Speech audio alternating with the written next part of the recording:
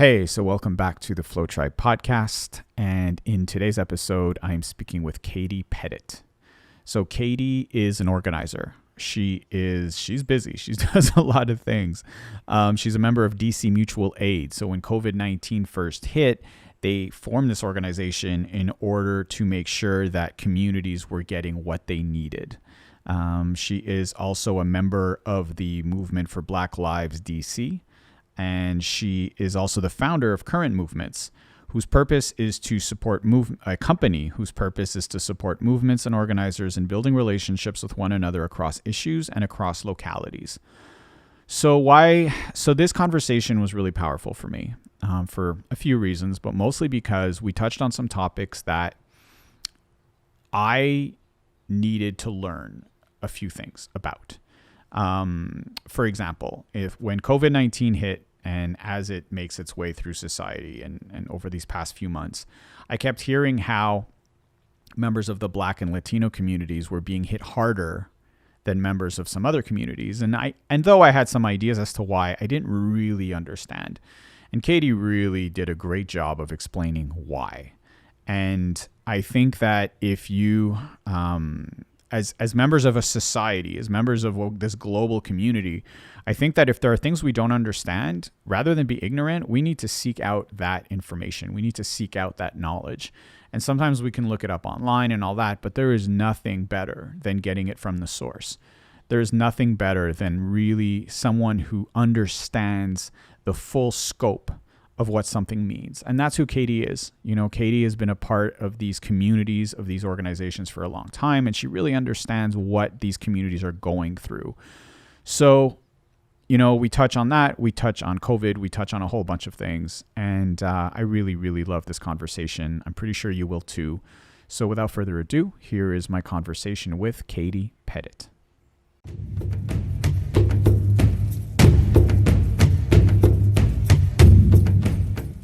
Hey, Katie. So thanks so much for being here. And why don't we start by having you introduce yourself, tell us a little bit about who you are and what you do.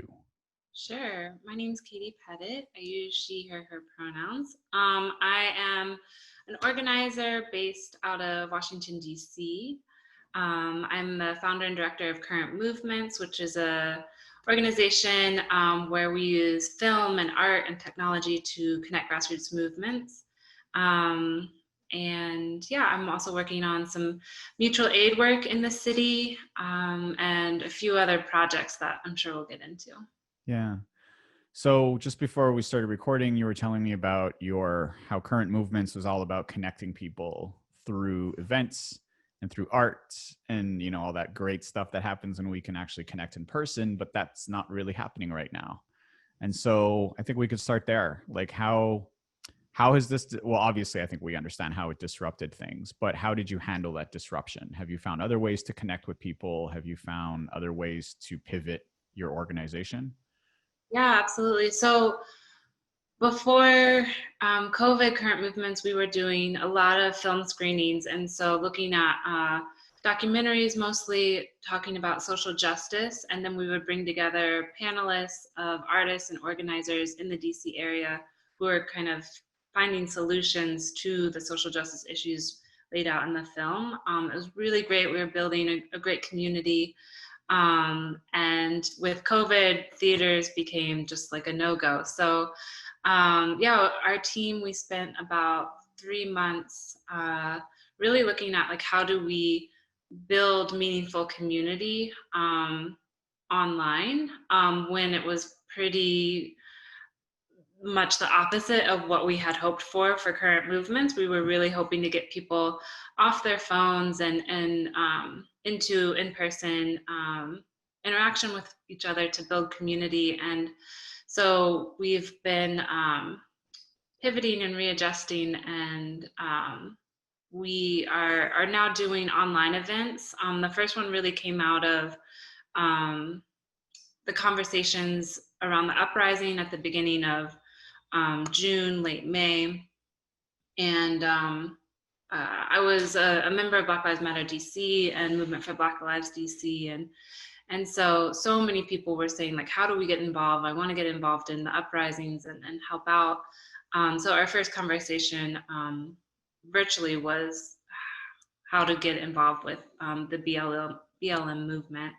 And from there, we've really continued to do virtual events, bringing in activists and organizers from around the country, which is like the great thing about virtual, right? Like it doesn't have to be regional specific as much. And so really tapping into what are the things that organizers are doing and how can folks get involved. So it's been good. It's been a challenge, but it's been good. We just launched our own podcast last week called Insurgent Imagination. And so we're looking at the intersection of film and revolution and radical movements, and talking about how our artists and filmmakers working to be accountable to movements and to communities. So that's exciting and all virtual. And then we're also working on a film forum for aspiring filmmakers who want to be able to tell their own stories in support of the movement for liberation and social justice. So, and we also have a mini doc series coming out about mutual aid, which is something that I've been working on in DC. And yeah, so that's gonna be starting to trickle out this week or next week. So yeah, we've been finding kind of our niche in this COVID world. It's crazy how many people have kind of gone down that same path, which is you have this idea or you're already moving forward with this idea and things are picking up and things are going well. COVID hits. Oh no. Right. First thing is, what do we do now? But then suddenly, and I think that's just the way that humans are capable of pivoting and adjusting and figuring things out. It's suddenly like, oh, but wait, there's all these other things we can do. And just like you said, for example, like suddenly we're not limited by geography. Mm-hmm. I'm not limited by the people that are around me, as I can connect with people all over the world if I want at this point, and find ways to integrate that into our events. But at the same time, I think virtual events do have their own limitations. But I think that's still kind of cool that you get to use the fact that, oh, well, if we can't have this locally, why not reach out to people across the country, and bring them all in together. So what are some of the surprises that you've had with virtual? How many have you done any virtual events? How many have you done? We've done probably around 6 at this point. Okay. Yeah. And what are some of the issues that come up? Only because I think a lot of people are trying to do this right now, and I think especially in the, the whether it's social movements or whatever it is, there's a lot to learn from a technical standpoint, and I think that's the limitation most of the time is people are still adjusting to figuring things out. So what are some of the complications that came up and what are some of the solutions you guys figured out? Yeah, I think at first there was like a lot of fear and hesitation. I think we don't understand the virtual etiquette in terms of events and just how to handle ourselves virtually. And so that definitely was something that I was worried about, of just like, how do I introduce people and make them feel like welcomed? And so much of the events that I put on are about like warmth and inviting, people into community. And how do you do that on a virtual screen when I'm talking to maybe hundreds of people, but it's actually just a picture of me in front of me, Yeah.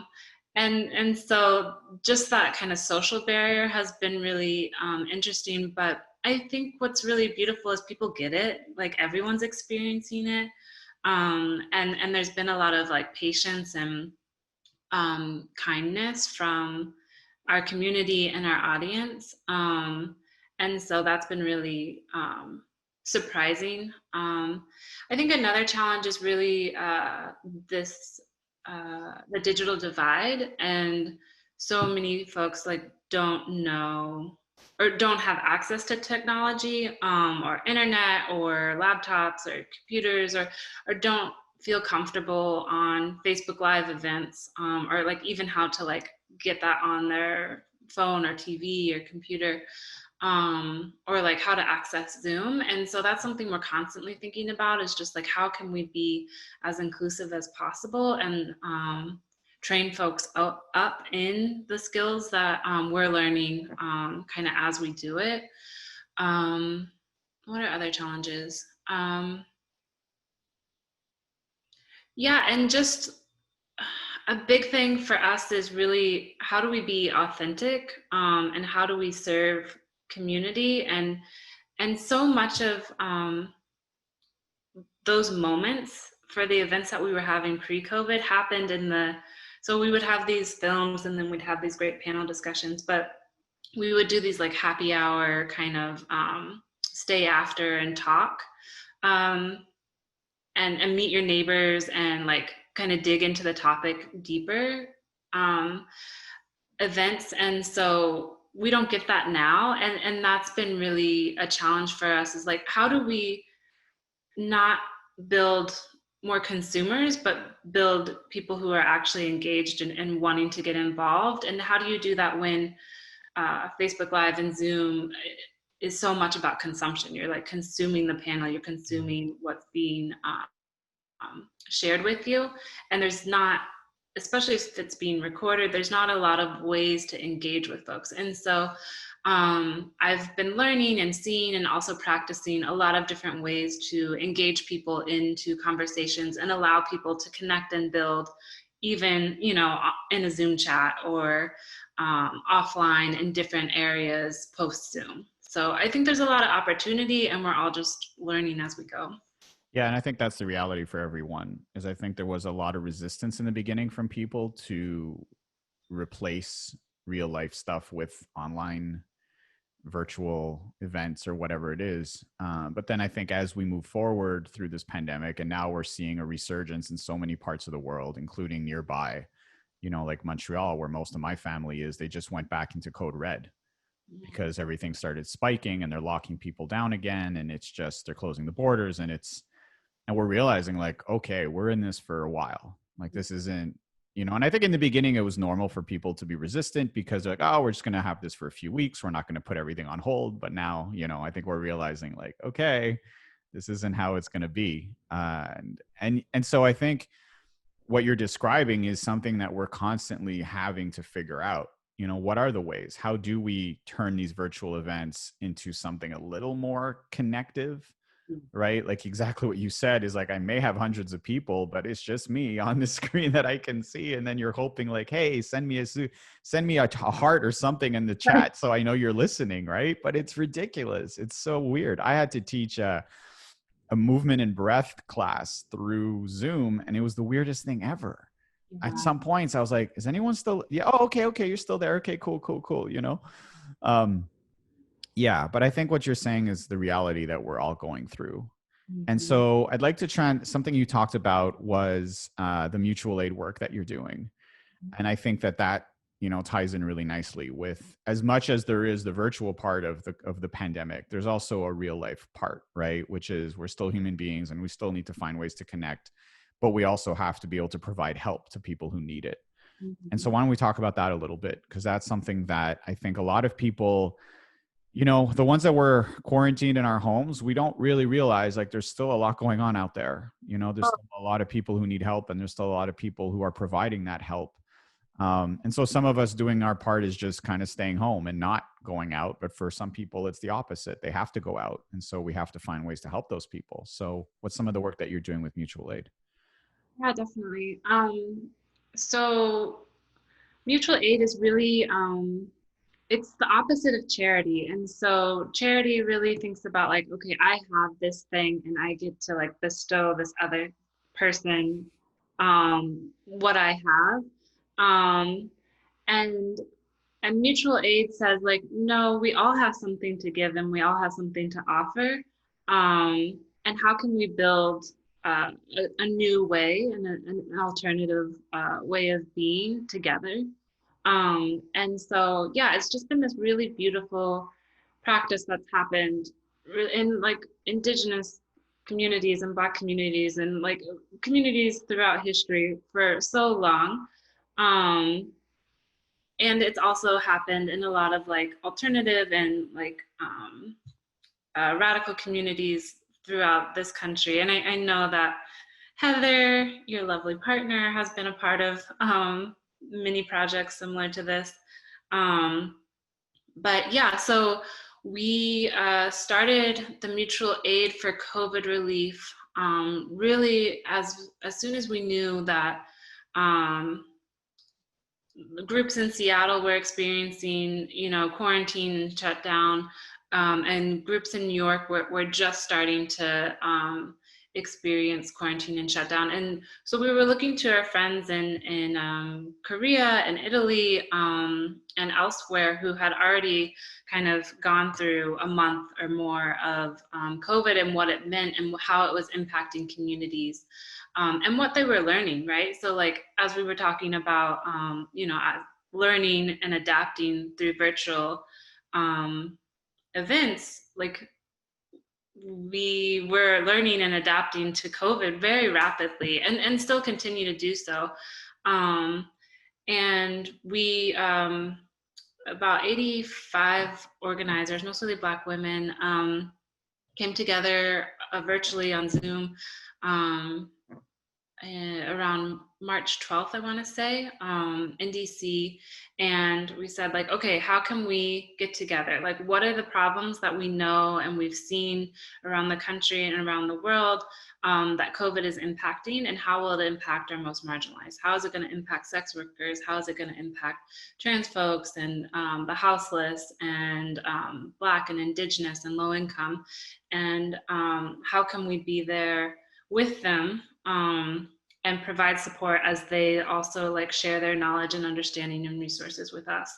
And so we were able to mobilize pretty quickly because of our organizing in other avenues of the city. And yeah, within 2 weeks, we were more operational than the city, and the city actually put our hotline on their website because yeah, we were just way more prepared, way more nimble and adaptive than the bureaucratic systems of the government. Shocking. I know, right? Shocking. And so it was, really beautiful for us to be able to come together as a community in that way. And yeah, we're 7 months in, a little over, and we just had, we have these biweekly calls of each ward. So DC, we don't have the right to vote.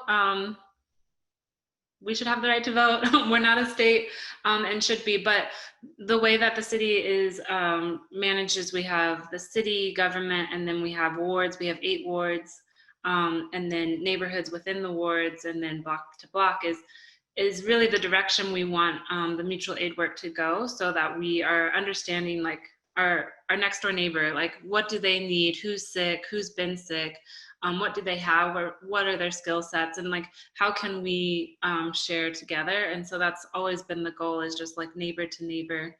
And yeah, we've been able to gather well over 3,000 people into this network, and have been able to provide countless meals and bags of groceries and masks and backpacks and school supplies and laptops. So it's been really beautiful.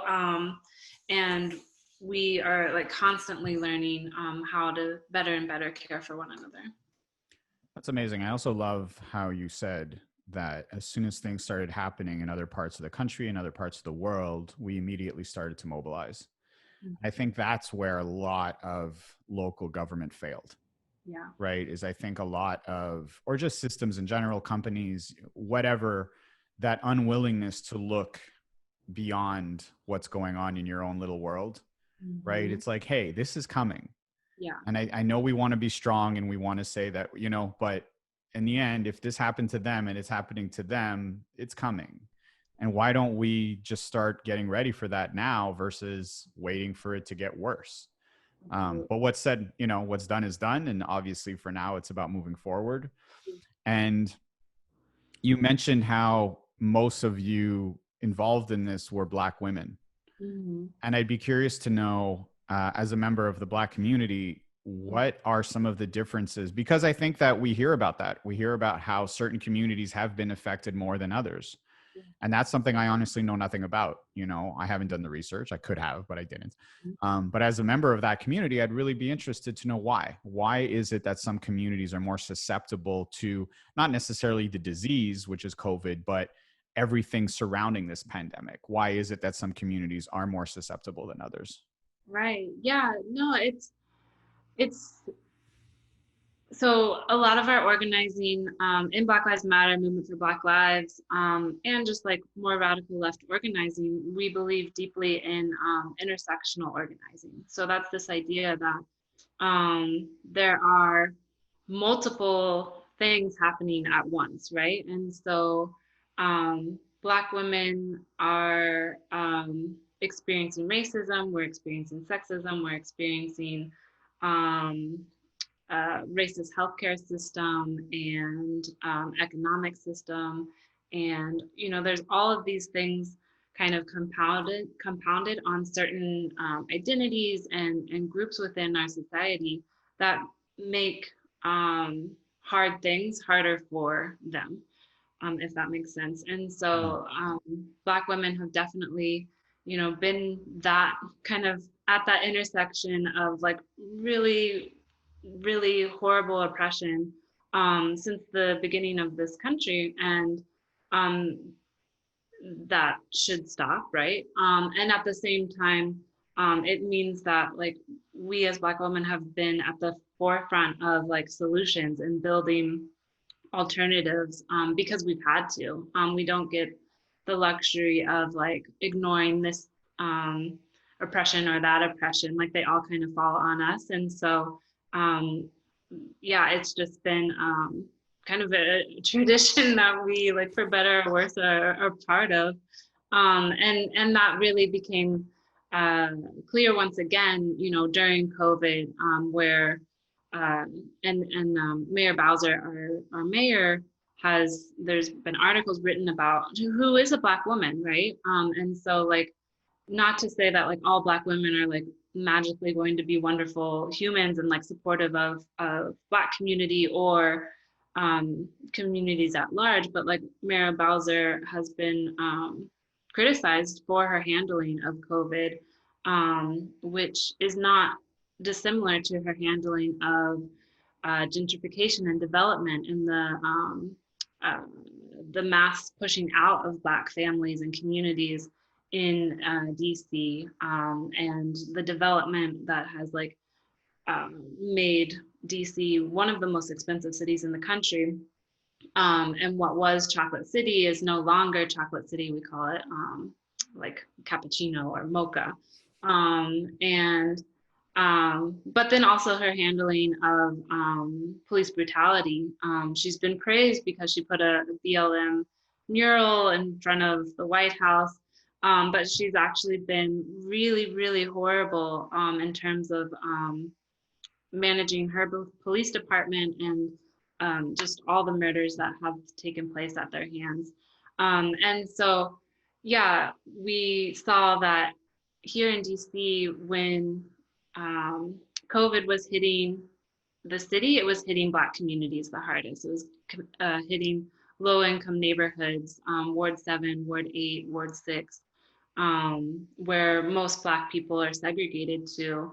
It was hitting there the hardest and still is. The numbers are astronomical.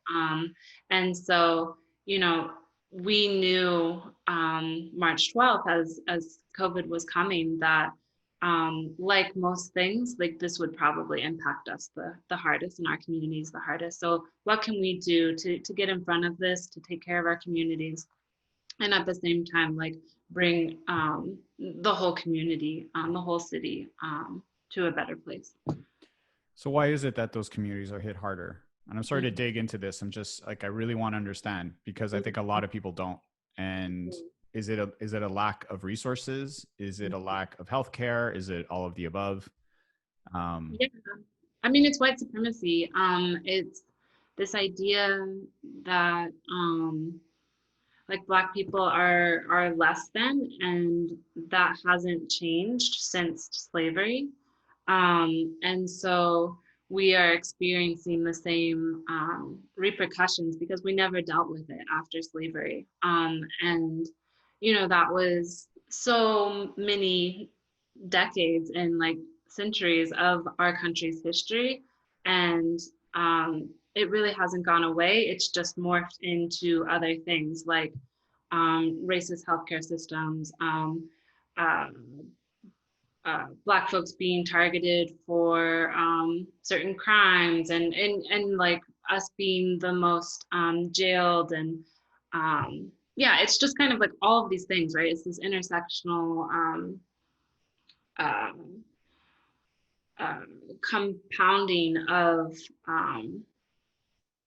so many, like I said before, oppressions that like are why COVID is hitting. So more specifically, um, we so we haven't had the same kind of access to jobs, to education, to good healthcare. And because of that, we have generations of poor health and generations of inaccessibility to healthy food and to um, even things like parks and leisure and recreation. Like we have been left out of so many things that then keep us like stressed, and like our bodies just at not the same level as like our white neighbors. And so when something like this happens, like COVID hits, a disease like this hits, like healthy immune systems are really important, like healthy diets are really important. Leisure in the form of exercise and like being able to have that time, and vacations, and not working 2 or 3 jobs to make ends meet, are what's helpful to stave off COVID. And also like having backyard space to get out in, not having to take public transit, having your own vehicles. Uh, there's there's so many, and then like having cramped housing space, and being able to work from home and remotely instead of like being an essential worker working at a grocery store as an Uber driver. Like all of these things mean that Black folks are more susceptible to COVID. And then once you hit if you go to your doctor, if you go to the hospital system, the racist like hospital system um, is ever apparent. And like I just read this story of an Indigenous woman actually in Canada who Oh, didn't that's in my receive, hometown, yeah, who didn't Quebec. Yeah. receive the treatment that she needed, and was actually like, yeah, just a horrible story. But that is not uncommon to what happens with Black people in this country every single day. And so there's like a, a mistrust in the doctors and healthcare system because we've seen it for generations. And yeah, so all of that is compounding to the numbers that we're seeing with Indigenous folks having COVID, and with Black folks having COVID in this country. And so yeah, it just means even more like if our healthcare systems, if our government, if all of these systems are going to fail us, we need to be able to support and protect one another. And we're able to find those ways because we have to. Wow. Thank you. Mm-hmm. I just need to take a moment. See, because I don't realize it. I Mm-hmm. don't realize I'm sitting here listening to you tell me all of these reasons, and every single one of them makes sense, but I don't realize it because I'm not faced with it. Because in the end, I don't have to deal with all of those things, and it's unbelievable to me that like the way you were telling me, and I'm like, yeah, of course, because even with people I've spoken to, about COVID, it's like, okay, look, it's not about if you get it or not. It's like, what are you doing right now to make sure that you are stronger to defend yourself against it? Right now, whether that's physically having a strong immune system, eating well, exercising, getting fresh air, things Mm-hmm. that for me is the easiest thing in the world. For me, it's Right. a choice.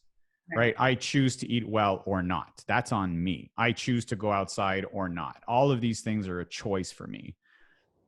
And I forget that there's a lot of people for that who that is not a choice. That is Yeah. their reality. They would like to eat well, but one, they don't have access to that good food, or two, they don't know what that means, right? Mm-hmm. It's not, and I think sometimes we assume that just because things are available doesn't mean that people know how to do that. Like if you've been eating a certain way through generations and generations of not having access to good food, even if that good food is made available, you're kind of pre-programmed not to do those things. You know, like sometimes those changes are very difficult to make, even if there's a way to do it. Right. And so you fall into this trap of, yeah, I mean, yeah, I get it. I get it. I don't, but I do. You know what I mean? Yeah, when it's like laid out for you, you see like, oh, okay, that makes so much sense. But yeah, I think it's so easy for because we're so segregated and segmented, and I think COVID's making us more so because we don't have to go to the grocery store and interact with people, we wouldn't otherwise. We don't have to go here or there. Like we're just more and more insular with our family and our community. And so I do worry about like how that will like how the caste systems, of this Yeah. country that exists currently will stratify even further because of our lack of interaction with one another. And why it makes, getting involved with community, like finding ways to like really intentionally being with folks that like aren't experiencing the same thing you're experiencing is that much more important because we're like, getting further and further apart. And so we have to like be more and more intentional about coming together. Yeah. That's crazy. No, it's just, yeah. And I think COVID has been hard enough. I Yeah. think it's been hard enough for so many people in so many ways. But when you compound that with, someone who's already oppressed, with people Right. that are already before COVID, we're already living through so much difficulty. Mm-hmm. And suddenly you add this on top of it. Mm-hmm. It's like, I forget what that expression is, the straw that breaks the camel's back or whatever. Yeah. But ultimately that's what it is. So what are some of the solutions other than, because in the end, I think it's a combination of things. Yes, you can, I think right now it's just more make sure people get what they can get, make sure you can provide as much as you can provide. But as we move forward with this, because I think if anything, COVID is obviously a disruptive moment in the history of human society, right? I think it's opened our eyes to so many failures that Mm-hmm. maybe we didn't think about as much before. But Right. now it's quite clear that we have to change things if we are going to make it through the next COVID or whatever that may be. So, what are some of the ways that you guys see that happening? Like, Mm-hmm. I think education must be a huge part of it, right? Mm-hmm. But also, because I think it's one thing to provide supplies and all that, but there's only so long you can do that, right? At Mm-hmm. some point, things have to shift. Right. And so, what does that shift look like? Whether it's still theoretical or something you guys already have going, but what are some ideas that you guys have in terms of shifting some of those things? Yeah, and I think that's exactly right. What's happening now is COVID is a huge destabilizer, and the power of organizing and activism is that like when things are destabilized, we can push things in the direction that we want. It's like I know you've like taught me this stuff before, but like when people are off balance, Yeah, then that's the time when you get to like use your force to 100%. like change the situation, right? And so as organizers, like I really encourage people to become organizers themselves and get involved with local community groups because while things feel really hopeless and dire right now because they absolutely like things are devastating in so many of the ways that we just talked about, like as organizers, we get to use these times to reimagine what's possible and reimagine like a whole different world where we can be more caring and compassionate for one another.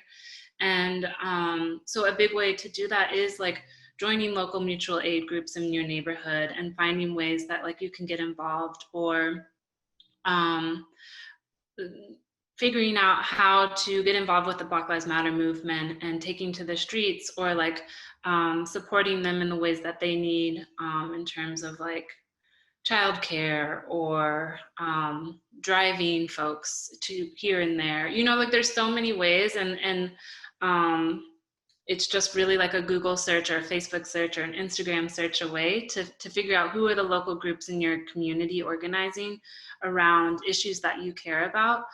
So I'd first say that is really just get involved with a community group, and let that be like a hopeful part of your week and your days where you get to be a part of this change. I would also say, yeah, political education is really big and important.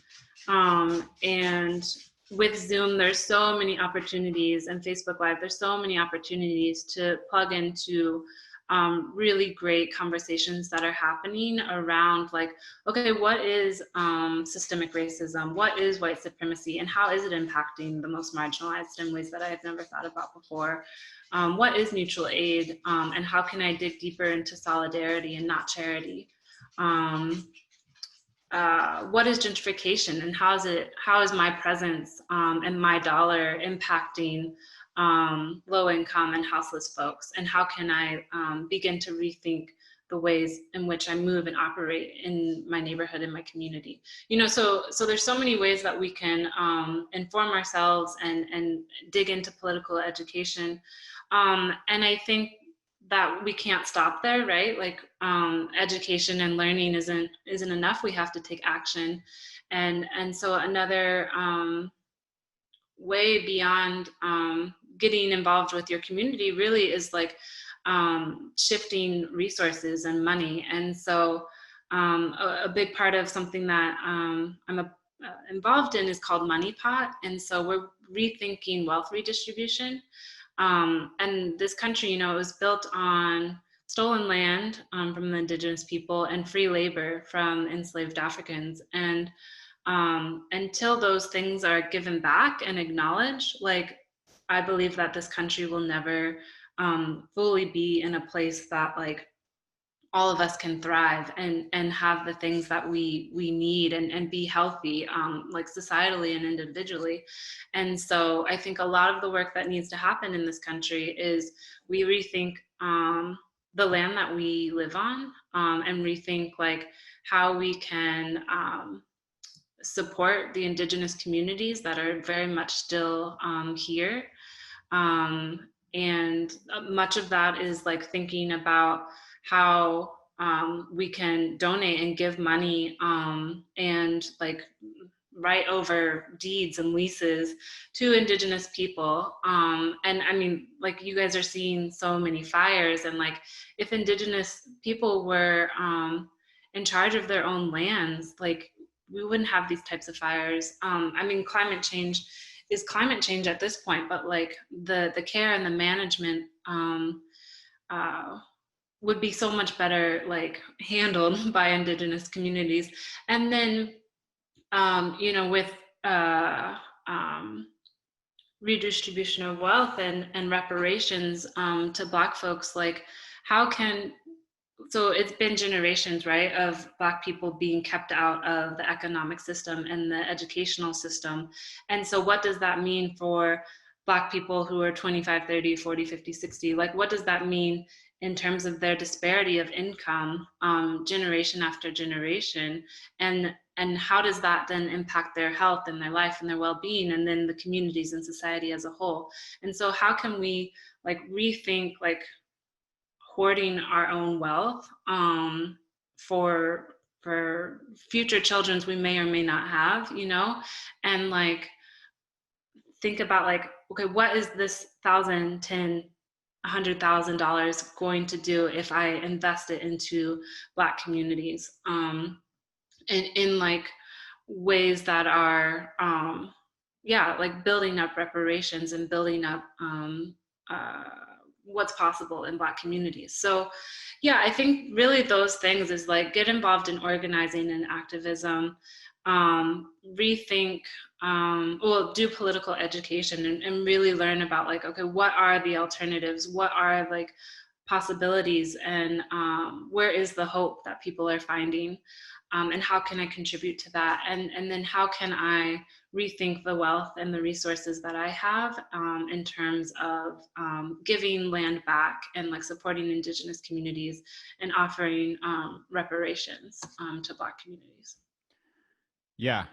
And I think I'd just like to add something, which is to the people who I know will probably not take those steps Mhm. necessarily, or don't have the means or don't have the abilities to do that. I think more importantly is just educate yourself on what others are going through and why we're not all the same. Mhm. I think that even as someone who's struggling, I'm not necessarily struggling, but even if you're struggling, there's different levels to struggle, Mhm. right? And I think, or even if you are struggling, it's okay for you to have a hard time but still understand what someone else is going through and why. Mhm. Like there's a historical element to the struggles of some people versus the immediacy of the struggles of others. Like COVID hit everyone.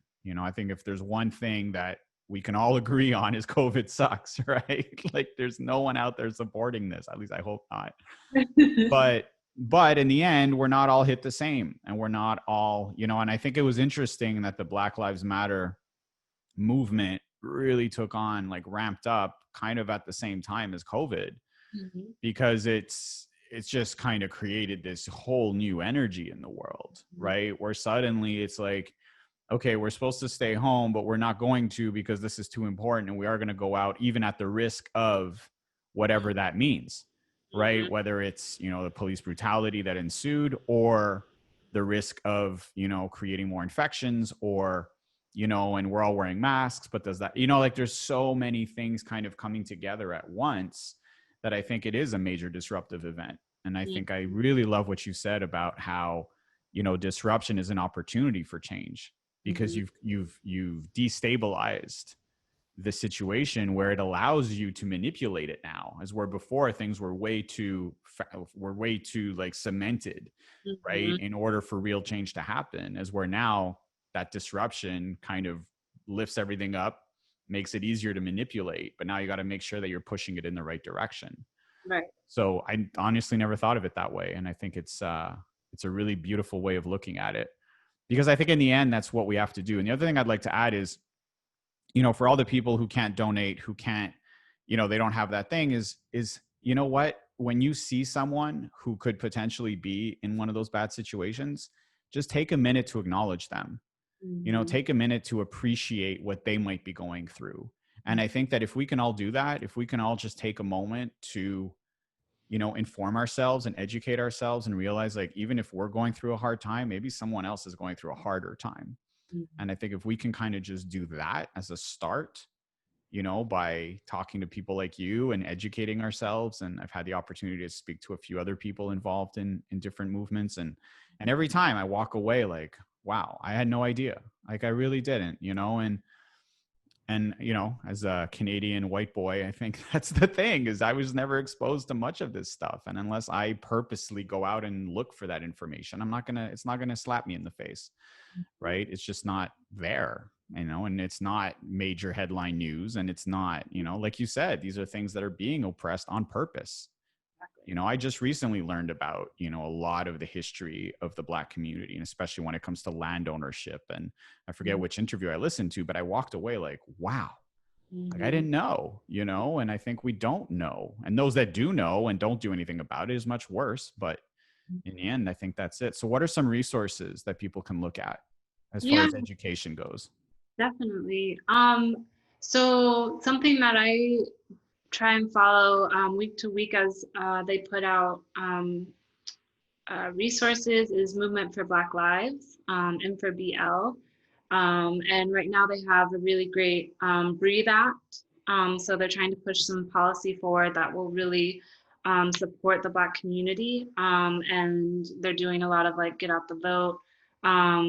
But if there's ever like protests and things in your community, they will let you know. So Movement for Black Lives is a great resource. Let's see. Um, I would say in terms of political education, I this like intersection of movement and well-being and kind of like spirituality, Adrienne Marie Brown is a great person to follow, an author. She wrote a book called Emergent Strategy, and then recently came out with a book called Pleasure Activism. And she has a podcast around Octavia Butler. So Octavia Butler, just on her own, is a great author and woman, a Black woman to follow. But yeah, the podcast that Adrienne Marie Brown is doing is about Octavia Butler and what her writings and COVID have to teach us. And so that's a really great and inspiring podcast and listen. I would also say, in terms of like digging into Black history, as well as like police brutality and like kind of the structures that we are now living in, Angela Davis is a wonderful person to follow, read her writings, like check out her interviews from the 70s, all the way till today. And yeah, just like all of her work is really lovely and informative. Okay. Well, that's a lot. No, in a good way. I just think that this conversation was a lot to unpack. For me, it really was. So thank you so much for that. Yeah. What do you have? So you mentioned this podcast that you're doing. Yeah. Maybe talk about that a little bit before we wrap up, because I'd like to learn. I know you just started, so you may not have a whole bunch to offer in terms of stuff to listen to, but I think podcasting is by far one of the best things we can be doing right now, just because it's what we have available for conversation. Right.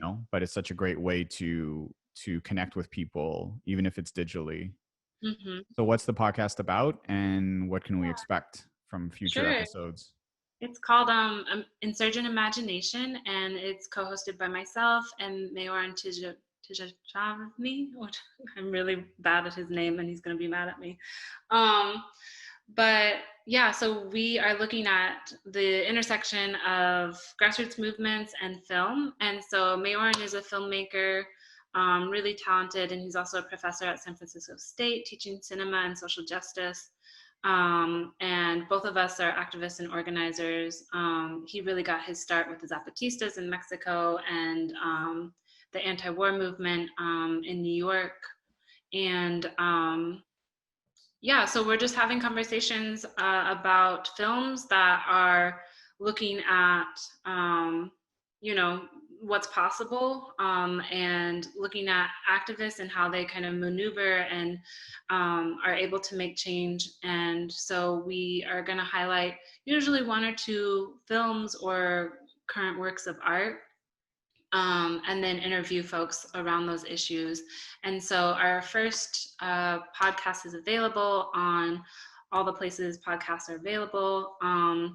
And it is about two films, Beats Per Minute, which is about the ACT UP movement out of Paris, which is like around AIDS and HIV in the 90s. And then the second film is Wind That Shakes the Barley, and that is about the Irish war for independence. And yeah, we talk about organizing, like what is organizing? I keep saying this word, but what does it even mean? And how is it different than activism? And how can you get involved in it? So that's really our first episode. And we're gonna dig deeper in our forthcoming episodes with artists and just how they use art to inspire change and get involved with movements. So yeah, I think it'll be,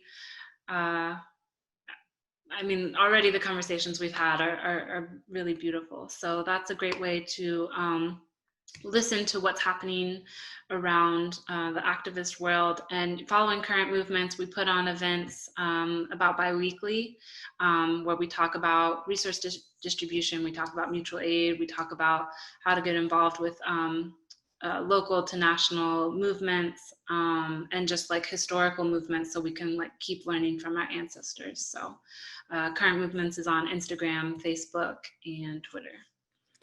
Amazing. So I'll make sure, or you'll make sure to send me a list of all the links we just talked about so I can include them. and make sure people have access to it. But Katie, I just want to thank you. Thank you for taking the time. Thank you for educating me. Like I said, for me, this podcast is really that. It's a chance to connect with people, but to learn. And I'm figuring if there's a whole bunch of stuff that I don't know, there must be people out there who don't know either. And so thank you for taking the time. And I can't wait to share this episode and hopefully connect again soon. I look forward to it. Thanks, Patrick.